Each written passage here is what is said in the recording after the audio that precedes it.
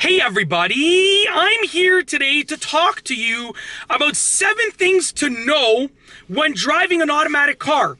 In this video, I'll be going over 7 simple things that you should know and keep in mind whenever you are driving a car with an automatic transmission. Now, without further ado, let's get right to it. I'll be saying each of the points and explaining them briefly. Number 1. The transmission in an automatic car will respond to the gas pedal. Now, a transmission in an automatic car is going to shift gears for you. And you might have the option to choose the gears yourself, but I'll go over that in just a moment. So the automatic transmission is going to shift gears for you. But you can actually choose how it shifts gears and when it shifts gears with the gas pedal control. Now, this means that if you press the gas pedal all the way down, if you floor that gas pedal, the car is going to give you maximum acceleration and it's going to shift gears at as high of an RPM as possible. If you're barely pressing the gas pedal, on the other hand, it's going to shift gears at a very low RPM because it knows that you want to conserve gas and you don't need a lot of acceleration. So the transmission will respond to the gas pedal. That's number 1. Number 2, you might be able to shift gears even with your automatic transmission. Now, in many modern cars, they offer the ability to put the car in drive and let it shift for you, or choose the gears. Now, in this Mazda 3, there's a plus and a minus with a manual mode on the gear selector. In other cars, there might be paddle shifters with the ability to upshift or downshift, but the point is that you might actually be able to shift gears, and it's important to know how to shift gears and when to shift gears.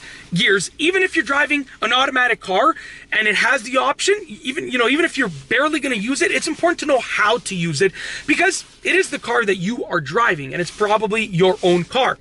Number 3, the third thing that you should know, come to a complete stop before adjusting the shift lever. Now, let's say you're going from drive to park. You're parking the car. Come to a complete stop before you go from drive to park. Come to a complete stop before you go from drive to reverse. Or if you're going from reverse to drive, or if you're going from neutral to drive, or neutral to reverse, or neutral to park. Whatever the case is, you want to make sure that you're coming to a complete stop. It's going to save the transmission, make it last longer, and therefore it's going to save you a ton of money from a potential transmission repair or replacement in the future. So just come to a complete stop before you adjust the shift lever in any way. Number 4, the e-brake is still important for parking. Now, many people seem to think that the e-brake is only important when parking a manual car, because in an automatic car, you have the park option on the gear selector, and that should be more than enough. That is far from true. The park option on a car on an automatic car, uses a component to sort of lock the wheels in place and prevent them from, moving. But that component can break. And if you use the e-brake, not only is it a fail-safe for if that component breaks, the e-brake will still prevent the car from moving and rolling away, but also it's going to protect that component and make sure that it lasts longer. So with that being said, the e-brake is still important for parking an automatic car. Number 5, you want to take advantage of being able to have 2 hands on the wheel as much as possible. So in a manual car, you have to use your right hand or your left hand, depending on which side of the car you're driving on, to shift gears. That means that your hands might be on the wheel, but you have to constantly take one hand off to shift gears, to upshift, to downshift, and so forth. Now, when you're driving an automatic car, if you're driving it in simply drive, in an automatic mode, then what's going to happen is you can have 2 hands on the wheel often, very, very often. I mean, you might have to adjust the radio, you might have to adjust the climate control, you might have to do something over here, with one hand. But with that being said, you can have 2 hands on the wheel as much as possible. So take advantage of that because it will allow for safer driving.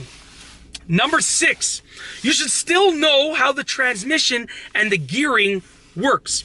So even though the car is an automatic car and it's going to select the gears for you and you could just put it in drive and press the gas and forget about it, you should still know how the transmission functions and also how the gearing works. Now, the easiest way to think about this and to learn this is remembering, if you rode a bike with a gear selector, that's the easiest way because the gears on a bike work in a kind of similar way in the sense that when you go into a higher gear on a bike, it's going to allow you to go with less acceleration because it's going to be harder to pedal, but your top speed is going to be much higher. So with that being said, do some research, study, watch some videos, ride a bike, look at how a bike works. Whatever the case is, learn how the transmission and gearing work on an automatic car. And last but not least, tip number 7, the seventh thing that you should know is when you're learning how to drive on an automatic car, it's going to allow you to focus on your skills. So when you're learning to drive, if you're learning to drive on a manual car, you're going to be learning the driving skills and the clutch, gas, balance, and shifting and so forth. But when you're learning on an automatic car, you can simply learn to drive with the skills. You're going to be learning how to steer properly, you're going to be learning how to accelerate and brake properly, and so forth. So if you're learning how to drive on an automatic car, take advantage of that and focus on those driving skills so that you can be amazing at those driving skills and also pass your driving test because you have those driving skills down pat. So just remember that because you're learning on an automatic car, you have the ability to really perfect these driving skills. So take advantage of it and learn them as much as well as you can. And that's basically it. In this video, I've gone over 7 things to know when driving an automatic car. I've gone over each point briefly and explained each of them briefly. If you like this video, be sure to give it a thumbs up. Let me know what you think down below as a comment. What are some other things that you should know when driving an automatic car? Let me know down below as a comment. And of course, be sure to subscribe for more great car and driving videos just like this one. And that's all I have for you today. Thanks for watching.